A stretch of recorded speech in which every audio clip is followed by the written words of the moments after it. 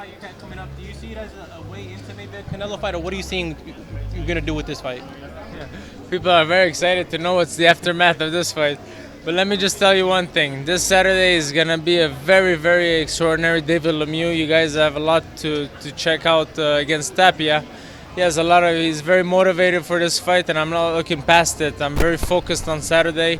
He's a tough and hungry fighter, so I make sure I keep focused. But I know what I'm coming here to do, and I know my victory. I work hard for this fight, and the doors will be open after I take good care of Tapia. What adjustments did you make after the Golovkin fight in training? Was it something mental that you had to do, or is it anything physical? For every fighter is a different adjustment. We learned a lot with Golovkin at the level and the degree that he's a good fighter, and small details in a fight like that make a huge difference. So, step by step, we're gonna get back there and maybe have a rematch. You're not the biggest dude. You're not built like Arnold Schwarzenegger. But when you were throwing hands before, you could feel your punches. Where does the power come from?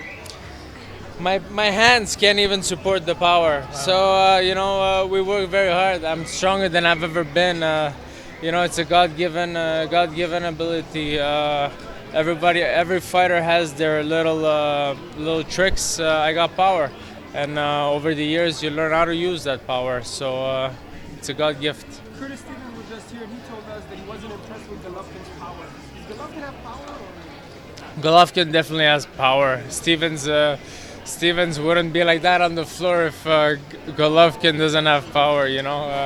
Steven talks a lot, but he's definitely a strong fighter, and definitely a strong fighter. Absolutely. Is Golovkin the hardest puncher you ever faced, do you think? Maybe not the hard. I think I'm the hardest puncher there is, but he's definitely a guy who's very precise, very accurate, and that's what makes him so strong and so precise. It's not really who throws the hardest haymakers. It's precision and surprises. Who's the number one fighter in Canada right now? David Lemieux. Why? Who else? Because the most exciting, and you're gonna see Saturday.